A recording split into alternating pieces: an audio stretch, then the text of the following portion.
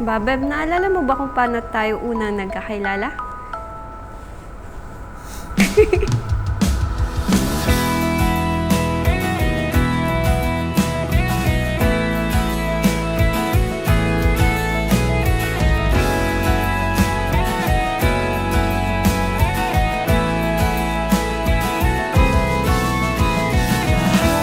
Una tayong nagkakilala sa school. Pero ang hindi ko malilimutan doon is kung paano kita nakita. Year 2013 or SEM na mga first year.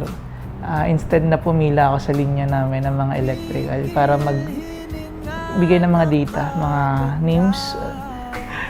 Pumila ako sa course niya para makuha yung details mo.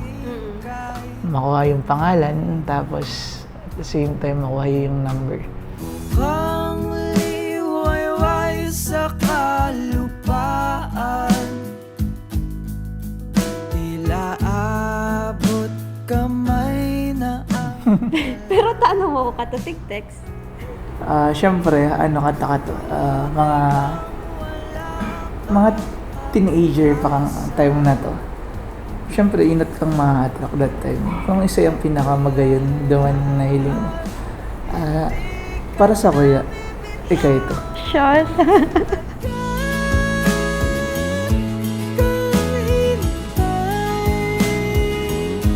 napagod kong pusa'y sa'yo na mahimlay.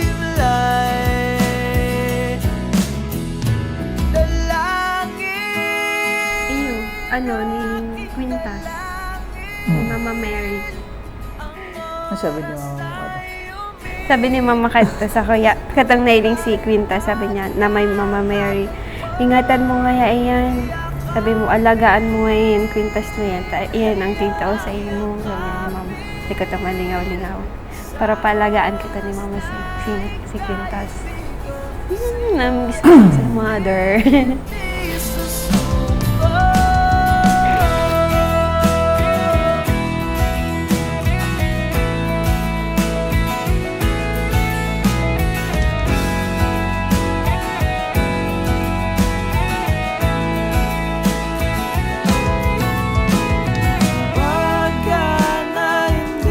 Naman naisipan mo, sagat mo ako.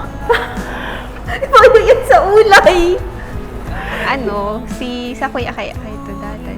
Siyempre sabi ko dun sa kapatid ko, sabi ko, sige, sagutin. May nagliligaw sa akin. Tapos, sige, sagutin ko na lang. Try ko. Sabi ko, try ko kasi wala naman, total, malayo pa naman tayo. LDR tayo. Ikaw nasa Bicol, ako nasa Manila. So, sige, try natin.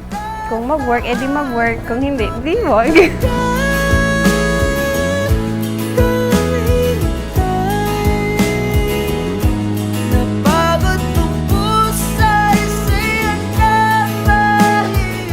Tandaan mo itong time na to na mayo talaga akong kakwarta-kwarta ka to. Tanda ko, halos gabos na yung lakaw ta. Ikaw din na nagpo-provide ka to. Yun na to. Naana ako sa'yo mo kada. Medyo supog talaga ako kasi syempre as lalaki gusto ko man ako din ang nililibre, which is na tang ginigib ko ngayon kasi medyo magayon na sinasawid. Kaya time ko naman para ibalik sa imo ito.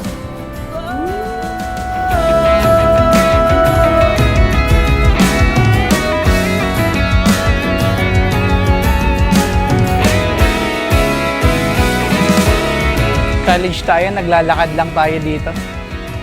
Halos wala rin pinagbago, no? Kaso wala na yung plaza. Wala na yung stage. Kaya nga. Under renovation kasi. Tagal na rin, no? Ano, ready ka na?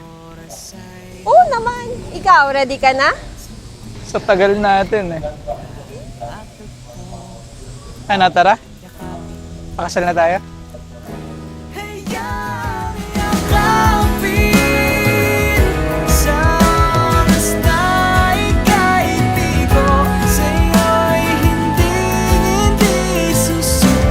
Sabi nga ni Kang Tugang ko, sabi niya sana ngayon may makahanap na lalaki na matyaga sa imo. Sabi niya.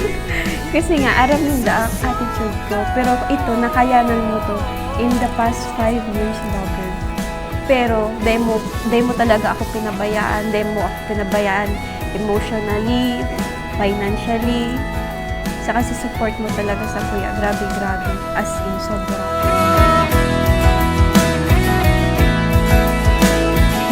Pero ito, gusto ko lang ma-achieve gabos na yung nasa bucket list ko. Yung kaibahan ka, tapos isa to yung mga picture babies.